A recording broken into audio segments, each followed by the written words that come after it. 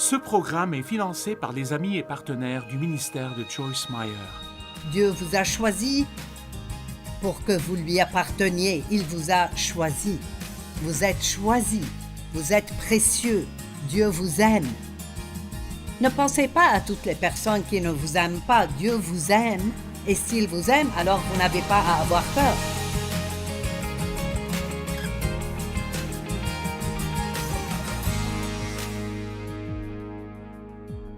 Bienvenue à vivre pleinement votre vie de tous les jours.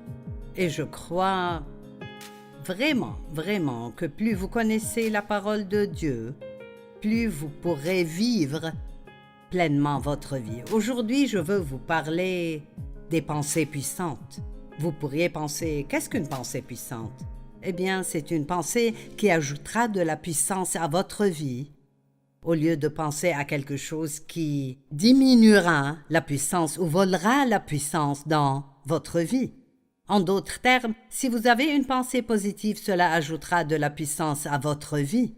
Si vous avez une pensée négative, cela va diminuer la puissance dans votre vie. Laissez-moi commencer par une question. Êtes-vous déjà allé voir un médecin et vous lui avez dit quels étaient vos symptômes et il vous a examiné et puis il vous a dit c'est dans votre tête? Eh bien, cela a tendance à nous énerver, mais en réalité, tout est dans votre tête. Cela ne veut pas dire que les symptômes ne sont pas réels. Ils le sont certainement. La douleur est réelle.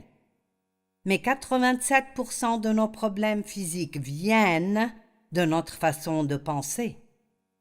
Et nous pouvons changer notre façon de penser. Vous dites, je ne peux pas m'empêcher de penser à ça. Et j'ai fait cette même erreur. Je pensais que peu importe ce qui me passait par la tête, c'était ce que je devais penser. Et donc le diable s'assurera qu'il met beaucoup de choses dans nos esprits qui nous voleront la joie et la belle vie que Dieu a préparée pour nous. Mais vous pouvez penser vous-même.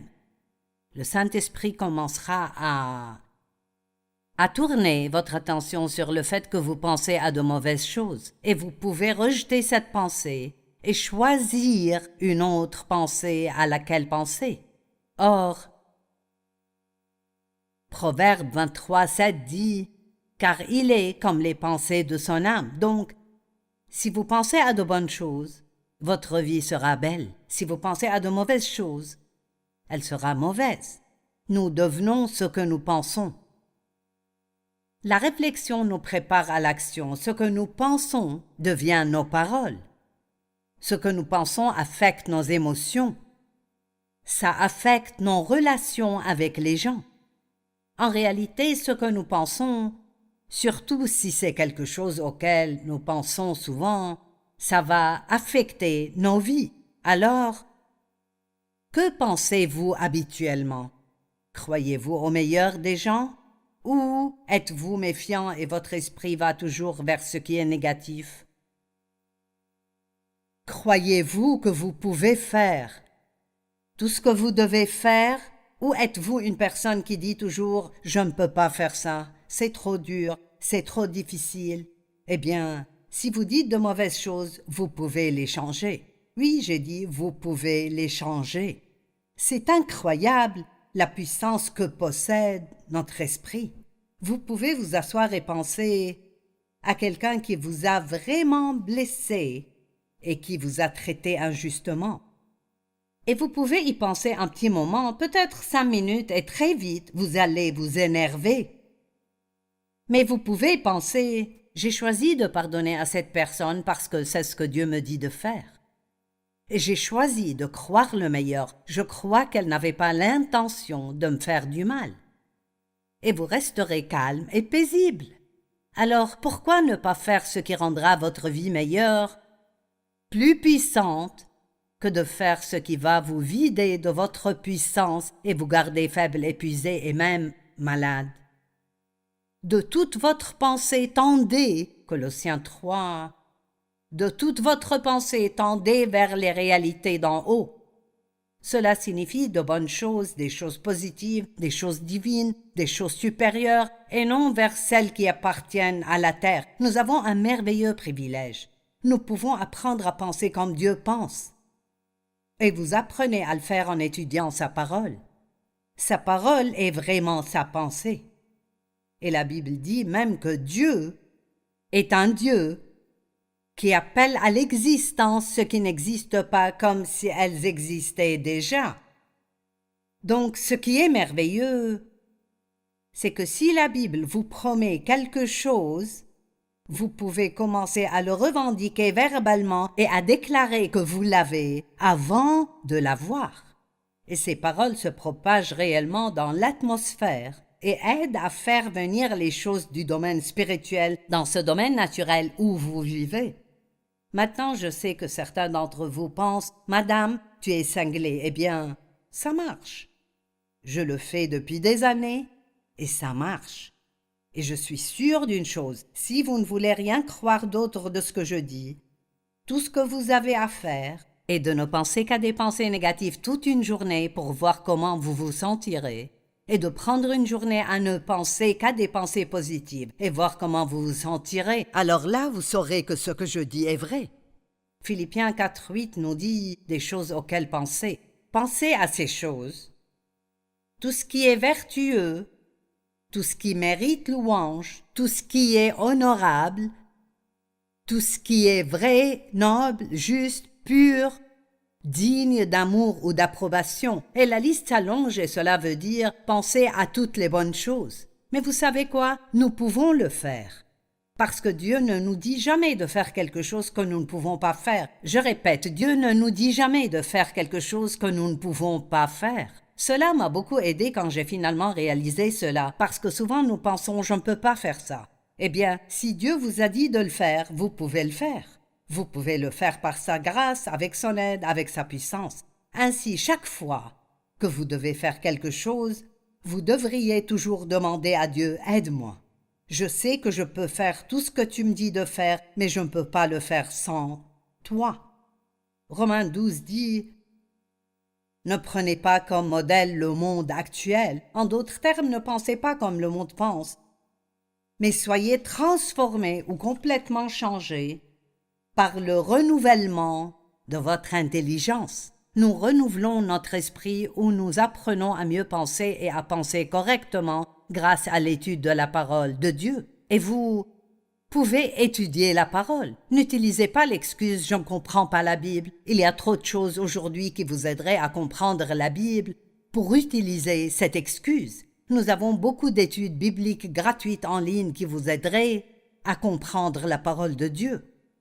Éphésiens 4 dit d'être renouvelé quant à votre esprit et votre intelligence, donc c'est une chose en cours. Ce n'est pas quelque chose que l'on apprend une seule fois. Chaque jour de ma vie, il y aura un moment où je me surprendrai à penser à quelque chose qui ne m'aidera pas. Ce n'est pas une bonne pensée, ce sera une pensée épuisante. Et je peux immédiatement dire « je ne vais plus penser à ça » et je peux la remplacer par une pensée divine. Et parfois, ces mauvaises pensées sont un peu tenaces. Elles reviennent encore et encore. Alors, il faut mener le bon combat de la foi. Vous devez les combattre encore et encore. Si vous persévérez avec quelque chose pendant 30 jours et vous l'internalisez dans votre pensée, et vous pouvez faire tout ce que vous devez faire pour garder cette pensée devant vous, votre esprit sera renouvelé dans ce domaine et vous constaterez alors que vous penserez automatiquement de cette façon sans même essayer de le faire. Donc, ceci dit, je vais commencer par la première pensée puissante dont je voudrais vous parler aujourd'hui. Et voici ce que c'est. Je peux faire tout ce que j'ai besoin de faire dans la vie grâce à Christ, qui est ma force. On ne sait jamais ce qu'une journée va apporter. Toutes les tempêtes ne sont pas prévues. Vous pouvez vous lever le matin et planifier votre journée, et un seul appel téléphonique peut la changer complètement. Parfois, nous avons de belles surprises qui sont agréables, mais d'autres fois, nous avons des choses du genre « Oh non, je ne voulais pas m'occuper de ça aujourd'hui ». Mais vous pouvez vous entraîner à croire que quoi qu'il arrive, vous pouvez le faire à travers Christ. J'aime la façon dont la Bible amplifiée le dit. Philippiens 4:13 « Je peux tout par celui qui me fortifie ». Maintenant, écoutez ceci. Je suis prêt à tout faire, prêt à toute éventualité, grâce à celui qui m'insuffle la force intérieure. Je suis autosuffisant dans la suffisance de Christ. J'aime ça. Je ne veux pas redouter les choses en pensant « Oh, si cela arrive, je ne pourrai pas le supporter ». Non, entraînez-vous à croire que vous pouvez faire tout ce que vous avez besoin de faire par Christ qui vous fortifie. Je parlais à l'une de mes amies ce matin qui n'aime vraiment pas aller chez le dentiste. En fait, c'est quelque chose de grand dans sa vie. Et donc, si seulement elle pensait régulièrement « Je n'ai pas peur du dentiste, je n'ai pas peur d'aller chez le dentiste », aller chez le dentiste est agréable. Cela changera son expérience après un certain temps. J'ai appliqué cela dans de nombreux domaines de ma vie et je sais que cela marche. Et je crois que je peux faire tout ce que je dois faire à travers Christ, non pas Joyce, mais Christ. Et je crois pleinement qu'il ne me donnera jamais rien à faire que je ne puisse pas faire. Dieu est bon. Pensons-nous vraiment qu'il va dire « faites ceci » puis se moquer de nous parce que nous n'en sommes pas capables? Mais même si vous pouvez faire tout ce qu'il vous dit de faire, si vous ne croyez pas que vous le pouvez, alors vous ne pourrez pas le faire. Si vous croyez que vous le pouvez, vous le pourrez. Si vous croyez que vous ne pouvez pas, alors vous ne pourrez pas le faire. Gédéon était un homme que Dieu a appelé à faire quelque chose de spécial. Mais il n'y croyait pas parce qu'il avait une mauvaise attitude envers lui-même. Il ne croyait pas de lui-même ce que Dieu croyait de lui. Juge 6, en commençant au verset 12, dit « L'ange de l'Éternel lui apparut et lui dit « L'Éternel est avec toi, vaillant héros. » C'est comme ça que Dieu le voyait, un héros vaillant et courageux. Gédéon lui dit « Ah, mon Seigneur, si l'Éternel est avec nous, pourquoi tout cela nous est-il arrivé? Où sont tous ces actes merveilleux, ceux que nos pères nous racontent, quand ils disent « L'Éternel ne nous a-t-il pas fait sortir d'Égypte, maintenant l'Éternel nous abandonne et nous livre entre les mains de Madian ?» Il a dit le contraire de ce que Dieu a dit. Dieu l'a appelé un homme puissant et courageux et il a dit « Oh non, mon Dieu, tu ne fais rien. Je ne vois pas tes promesses se réaliser.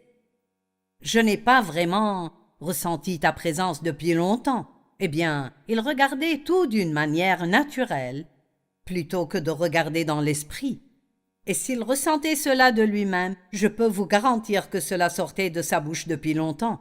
C'est pourquoi, lorsque Dieu l'a appelé un homme puissant et courageux, il a répété toutes les choses qui n'allaient pas dans sa vie.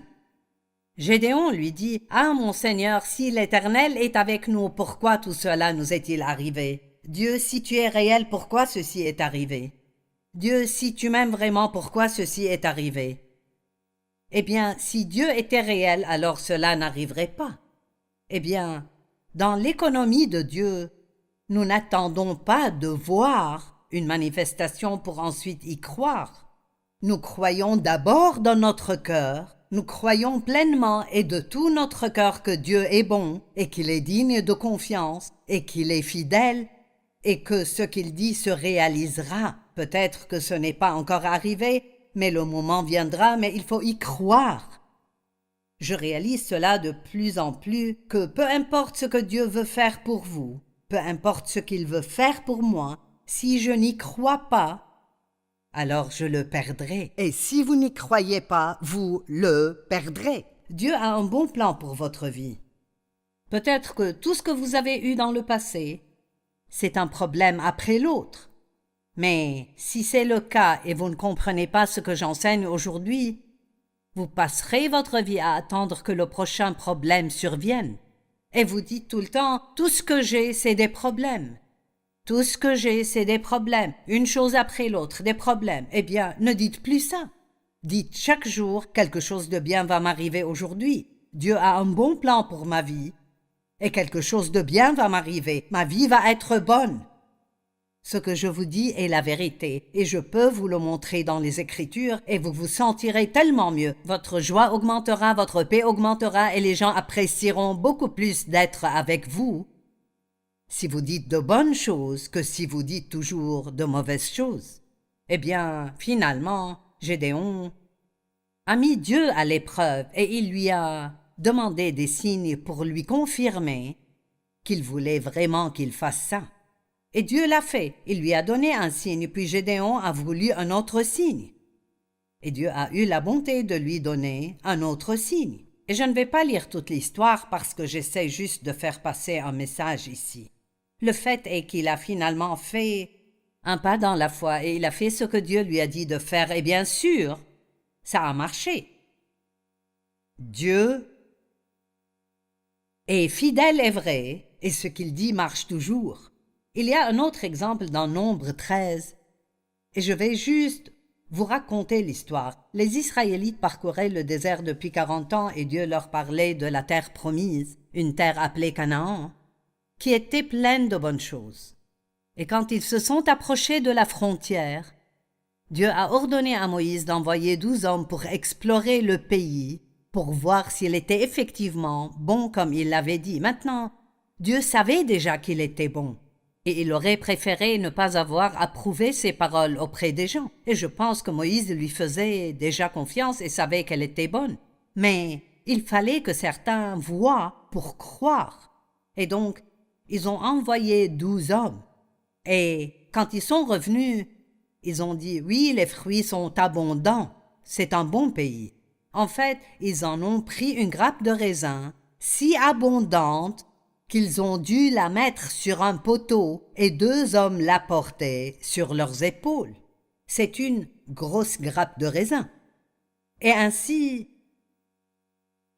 Caleb et Josué, les 2 hommes qui étaient vraiment pleins de foi, ont dit « Montons, emparons-nous du pays, nous y serons vainqueurs. » Oh, j'aime cette attitude. Je peux le faire. Allons-y immédiatement. Dieu est avec nous, il nous rendra capables. Mais les 10 autres ont dit « Nous n'en sommes pas capables. » Il y a toujours des gens comme ça, ils sont négatifs. Je dis « Je peux le faire » et ils disent « Oh non, tu ne peux pas faire ça. Vous ne pouvez pas écouter ce que disent les autres. Vous devez écouter ce que Dieu vous dit. » Nous ne pouvons pas monter contre ce peuple car il est plus fort que nous. Et ainsi, ils ont apporté aux Israélites une mauvaise nouvelle. Maintenant, le verset 33 est la réponse. Dans cette terre-là, nous y avons vu les géants. À nos yeux et aux leurs, nous étions comme des sauterelles et c'est l'effet que nous leur faisions. J'aime ça. Vous savez, c'est ce qu'ils pensaient d'eux-mêmes qui les a vaincus. Et si vous avez une mauvaise attitude faible du genre « je ne peux pas le faire », « je ne suis pas doué, je n'ai pas de talent », « je ne suis pas capable », alors vous ne pourrez rien faire et, je vous le promets, vous aurez une vie pourrie. Mais si vous commencez à penser comme Dieu pense, il y avait 12 hommes qui sont entrés et qui ont tous vu les géants, mais seulement 2 d'entre eux ont vu Dieu. Et Dieu est plus grand que n'importe quel géant dans votre vie. J'ai dit Dieu est plus grand que n'importe quel géant dans votre vie. Donc, passez 30 jours à penser « Je peux tout faire à travers Christ ». Et dites-le même à voix haute. « Je suis capable, je peux le faire. Dieu vit en moi et il m'aide à faire tout ce que je dois faire. » Vous n'êtes pas obligé de dire ça toute la journée, mais vous savez, plusieurs fois par jour, lorsque vous y pensez, ou comme je l'ai dit, mettez des aides-mémoires à différents endroits. Ce sera comme un lavage de cerveau, dans le sens positif. Vous éliminez les vieux déchets de votre esprit et vous les remplacez par de bonnes choses. Je peux tout faire à travers Christ. Et je crois ça, je ne sais pas ce qui va se passer le reste de ma vie. Je ne sais pas comment les choses vont se passer dans ces dernières années de ma vie, mais je crois que ça va être beau et je sais que quoi que Dieu veuille que je fasse, je serai capable de le faire. J'ai dit, quoi que Dieu veuille que vous fassiez, vous pouvez le faire. C'est un nouvel état d'esprit. Maintenant, la deuxième pensée puissante dont je vais vous parler aujourd'hui est que Dieu m'aime inconditionnellement et que j'ai été rendu juste devant Dieu en Jésus-Christ. Wow! Éphésiens 1,4 dit, dans son amour, Dieu nous a choisis. Dans son amour, Dieu nous a choisis avant la création du monde. Dieu vous a choisis pour que vous lui apparteniez. Il vous a choisis. Vous êtes choisis. Vous êtes précieux. Dieu vous aime. Ne pensez pas à toutes les personnes qui ne vous aiment pas. Dieu vous aime Et s'il vous aime, alors vous n'avez pas à avoir peur. Et s'il vous aime, alors il s'occupera de vous. Et vous n'avez pas à vous inquiéter parce que Dieu est de votre côté. Savoir, pas seulement dans votre tête, mais au plus profond de votre esprit que Dieu vous aime est une chose très puissante. Nous ne pouvons pas le gagner, nous ne pouvons pas le mériter. C'est un cadeau gratuit à recevoir ou à refuser. Dès maintenant, vous pouvez commencer à dire Dieu m'aime. Il m'a fallu 1 an pour renouveler mon esprit dans ce domaine. J'avais été maltraitée dans mon enfance et donc je me sentais toujours mauvaise. Qu'est-ce qui ne va pas en moi? Je ne me sentais pas bien avec Dieu, je me sentais toujours coupable, même quand je n'étais pas coupable. Je dis toujours, si je ne me sentais pas mal, quelque chose clochait. C'était simplement naturel pour moi de me sentir mal aimée et comme si je faisais toujours quelque chose de mal. Et quand on pense longtemps de la mauvaise façon, ça ne change pas du jour au lendemain. Et donc il m'a fallu 1 an pour étudier l'amour de Dieu, lire tous les livres que je pouvais se rapportant sur l'amour de Dieu, rechercher tous les versets que je pouvais trouver qui disaient que Dieu m'aimait, les écrire. Parfois je me levais et je regardais dans le miroir pour dire « Dieu t'aime ». Je restais là pendant 1 minute pour l'assimiler « Dieu t'aime ». Et je ne me souviens pas exactement combien de temps ça a pris, mais tout d'un coup un jour c'est passé de ma tête à mon cœur.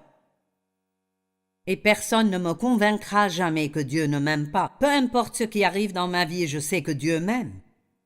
Il y a 32 ou 33 ans, j'ai eu un cancer du sein. Et vous savez, c'est un diagnostic effrayant. Et nous sommes tentés de dire « Oh, j'ai tellement peur ». Eh bien, et si je meurs? Et si... Vous savez, si je fais cette opération et il disparaît pendant un moment mais ensuite il revient, vous savez, le diable vous remplira la tête de « et si, et si ». Mais Dieu m'a dit de juste répéter « Dieu, je te fais confiance, je sais que tu m'aimes ». Et tout concourt au bien de ceux qui aiment Dieu et sont appelés selon son dessein. Maintenant, je n'avais pas compris. J'enseignais la foi, j'enseignais que Dieu nous guérit. Et là, j'ai eu un cancer du sein. J'ai dû subir une mastectomie d'un côté. Oui, c'était une période difficile, ce n'était pas facile. Mais vous savez quoi? Depuis, j'ai eu 32 ans de mammographie claire. Et donc Dieu prend toujours bien soin de moi. Ça aurait pu être différent si j'avais dit des choses négatives depuis le début, mais je dis toujours, ça ne reviendra jamais. Ça ne reviendra jamais. Croyez que Dieu vous aime et ça résoudra beaucoup de vos problèmes. Le psaume 27, 10 dit « Même si mon père et ma mère viennent à m'abandonner, l'Éternel m'accueillera. Il m'adoptera comme son propre enfant. Peu importe qui ne vous aime pas, Dieu vous aime.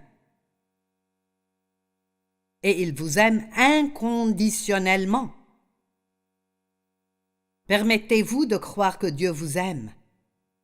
Dans 2 Corinthiens 5, 21, il est écrit « Celui qui n'a pas connu le péché, c'est Jésus. » Celui qui n'a pas connu le péché, il l'a fait devenir péché pour nous, afin qu'en lui nous devenions justice de Dieu.